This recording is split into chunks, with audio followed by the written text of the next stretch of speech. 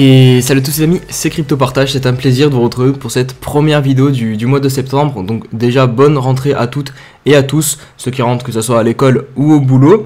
Et nous on va rentrer du côté de la crypto, même si la crypto ne s'arrête jamais, vous avez vu pendant l'été, notamment avec ce mois d'août qui a été, je vais pas dire, enfin on peut dire quasiment extraordinaire, hein, parce qu'on a eu vraiment de très belles hausses sur les cryptos. Maintenant attention, voilà, vous n'êtes pas sans savoir que le mois de septembre c'est un mois où généralement les cryptos corrigent, donc on va voir si la stat va se confirmer. En tout cas ce que l'on peut noter, alors pas du côté du BTC, parce que le BTC il joue toujours à nous faire peur avec la zone des 47 000 $ qu'on essaie de tenir tant bien que mal. Pour le moment ça tient, vous voyez, 47 600 $. Mais en tout cas du côté d'Ethereum, lui il décide de partir un petit peu sur les chapeaux de roue en ce début de mois de septembre. 3550 $, vous voyez, le breakout que dont je vous ai parlé hier sur la zone des 3350 $ semble être effectué. Donc on peut imaginer qu'un Ethereum vienne chercher son ATH dans les jours et semaines à venir. Du côté des restes des altcoins, on a notamment les altcoins qui ont vraiment bien performé, comme Solana qui corrige un petit peu, 7%, Luna aussi, Atom Cosmos pareil. Et on a aussi de belles performances du côté de VeChain, XRP et aussi Elrond que je vais analyser en deuxième partie de vidéo. Comme d'habitude, n'hésitez pas à mettre un petit pouce bleu ou un petit commentaire aussi pour m'aider à référencer mieux les vidéos.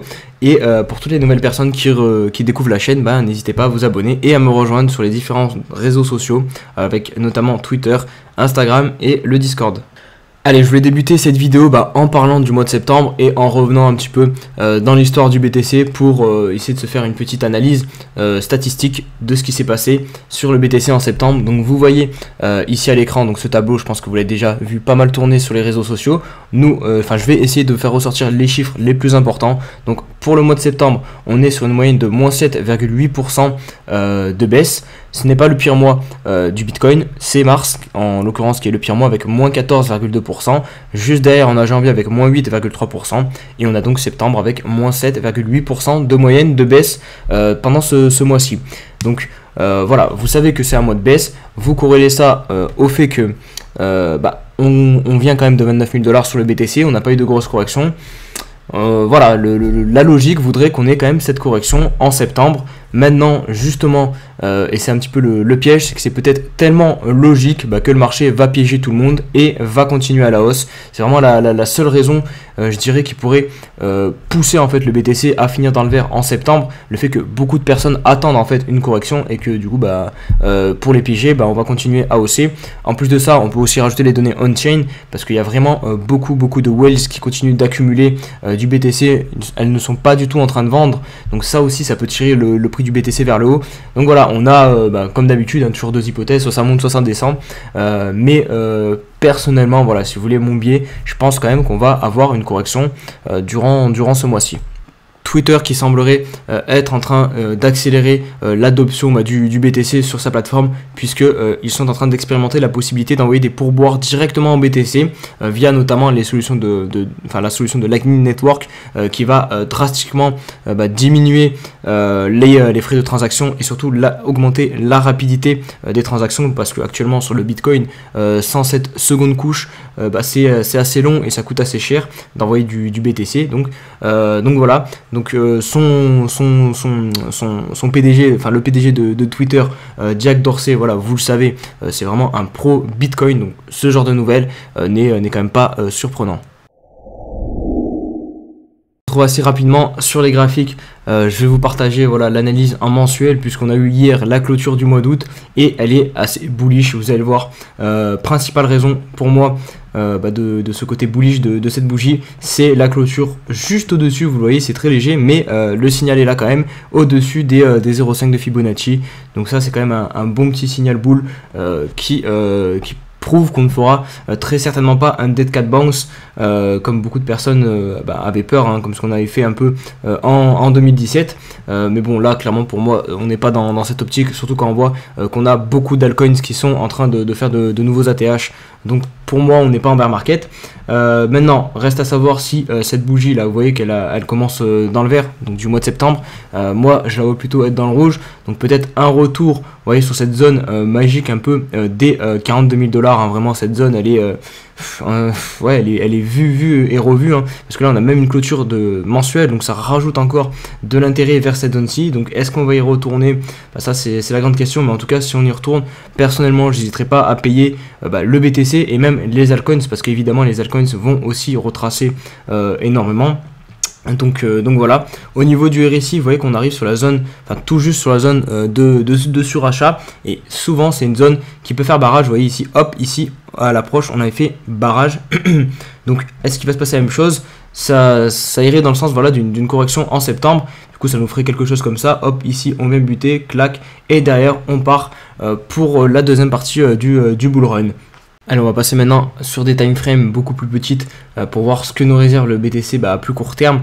Et j'ai envie de dire, ça va chauffer, je pense, hein, parce qu'on est vraiment en train de compresser maintenant. Donc sous cette oblique ici, vous voyez, qui descend et qui fait pression sur le prix, hein, les vendeurs comme ça, hop, ça fait pression, le prix descend, mais il trouve un support pour le moment. Vous voyez ici, hop, très proprement sur les 46 700 $, si on prend vraiment les clôtures exactes. Mais voilà, on peut grosso modo arrondir à 47 000 $. Donc là, clairement, l'objectif, c'est de ne pas perdre ce support, hein, si vous voulez qu'on poursuive la hausse sur le BTC. Sinon, si on perd le support, pour moi, c'est retour aux alentours des 44 000 $. Autre point à noter, c'est les moyennes mobiles. Vous voyez, la MA21 a croisé et passé sous la rouge depuis la première fois depuis qu'on a entamé ce mouvement haussier. Donc ça aussi, c'est un petit signal plutôt bear. Et sur le daily, on a aussi du coup la divergence ici qui s'est confirmée. On a aussi pareil ce niveau, donc 47 000, 46 700, voilà, si on veut être vraiment précis, qu'il ne faut pas perdre. Et vous avez aussi en plus la MA21. Donc vous voyez que pour le moment, à chaque fois sur le daily, quand on est venu chercher la MA21, hop, hop, et maintenant ici, même ici, regardez, hop, à chaque fois on est reparti à la hausse. Donc en soi, c'était des bonnes entrées. Maintenant, on a des indicateurs qui commencent à annoncer un retournement de tendance, notamment le RSI qui diverge, plus l'oblique sur le H4, enfin, on la voit ici aussi. Donc voilà, c'est peut-être un peu plus risqué de payer ce retour sur la MA21, surtout voilà après toute cette hausse-ci. Donc on va voir si le cours va se faire repousser une fois de plus, va réussir à repartir ou non, mais on devrait avoir la réponse d'ici peu, je pense, puisque vous voyez qu'on arrive vraiment au bout de cette figure, avec ici les MA21 dessous et l'oblique par-dessus. On va poursuivre avec Ethereum. Je vais faire aussi un point sur la clôture mensuelle qui elle est vraiment extrêmement bull, puisque on vient faire la clôture mensuelle la plus haute de l'histoire de l'Ether. Vous voyez le point haut qu'on avait fait durant les derniers mois là, où on a eu la première phase de bull run et où derrière on est venu corriger. Donc on avait une clôture aux alentours des 2700 $. D'ailleurs la zone de 2700 $, on va en reparler sur le daily, mais vous voyez c'est une zone très importante. Et là regardez ce qu'on a fait que du coup ce mois d'août, on vient vraiment pulvériser cette clôture.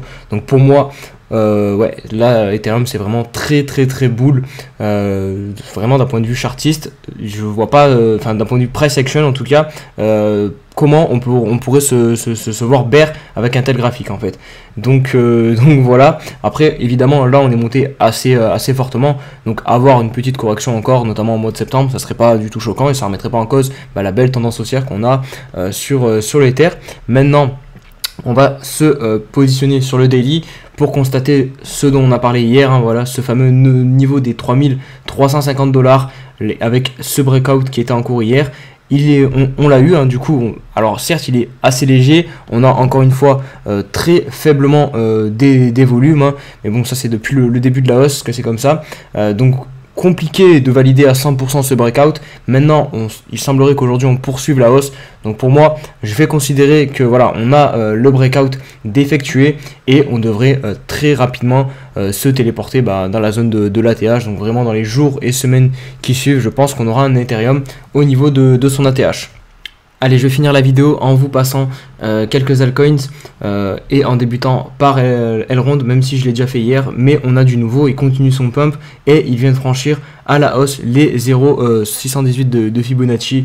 Donc pour moi c'était la dernière grosse résistance. Après on aura les 786 avec notamment la barre psychologique des 200 $. Là aussi il faudra un petit peu se méfier, mais globalement je pense vraiment qu'on peut venir aller chercher l'ATH sur Elrond assez rapidement, pareil dans les jours et semaines à venir. Donc maintenant cette zone d'achat rêvée l'arrivée des 100 $ qui commence à s'éloigner un peu. Vous voyez que les moyennes mobiles sont en train de bien remonter. Donc ouais, si vraiment on vient chercher la tâche, il faudra à mon avis revoir un petit peu cette zone d'achat parce qu'elle sera beaucoup trop basse pour rentrer. Notamment moi ce que j'aime bien faire c'est quand même suivre la MA50 pour du moyen terme, c'est pas mal, ça nous donne souvent des bons prix d'entrée. Donc là elle est située aux alentours des 125 $. Une crypto qui peut être intéressante pour entrer quasiment tout de suite là pour du court terme, puisque regardez on est en train d'effectuer un retour sur la moyenne mobile 21 période et sur quasiment la MA50, elles sont pas très loin, elles ont croisé boule il y a pas longtemps, donc on est bien sur une reprise d'une tendance haussière. Sur le weekly aussi on est, si on fait du price action aussi, sur cette grosse résistance et support. Vous voyez ici c'était une résistance, ici un support, donc là hop on revient le back tester. En plus de ça il y a les moyennes mobiles qui sont pas très loin aussi, et vous voyez à chaque fois sur le weekly qu'on est venu tester ces moyennes mobiles, à chaque fois derrière c'est reparti hop à la hausse. Donc à chaque fois que c'était très bien orienté, bon là on a eu le gros crack, mais les moyennes mobiles vous voyez ici ne se sont pas croisées bear, là elles sont en train de repartir, donc là on va voir quelque chose de similaire peut-être à ici, hop, et donc voilà, ça pourrait être intéressant de payer je pense ce niveau sur RSR. Et on va conclure par Wi-Fi qui m'a été demandé en commentaire. Donc voilà, n'hésitez pas si des fois vous avez quelques cryptos que vous voulez que j'analyse, s'il n'y a pas trop de commentaires, je peux me permettre d'en analyser quelques-unes. Donc le Wi-Fi qui est lui aussi sous, par contre lui, à l'inverse de RSR, lui il est sur une grosse résistance compris entre sa moyenne mobile 50 qui maintient le cours et voilà, et cette résistance des 40 000 $. Il me semble aussi que ça correspond pile à un niveau Fibonacci, hop. On va voir ça direct, voilà, c'est exactement les 23,6. Donc bon, il y a encore pas mal de hausse à jouer sur Wi-Fi, s'il vient chercher son ATH. Donc si jamais on a cassure tiré des 23,6 et que derrière on vient chercher un pullback sur les 40 000, qu'on les valide vraiment comme support long terme, ces 40 000 $, ça peut être intéressant d'accumuler pour ensuite jouer la hausse jusqu'à l'ancien ATH et voire même plus. Voilà les amis, j'espère que cette vidéo vous a plu. Si c'est le cas, comme d'habitude, n'hésitez pas à mettre un petit pouce bleu. Et on se dit à demain pour une nouvelle vidéo. Allez, ciao ciao.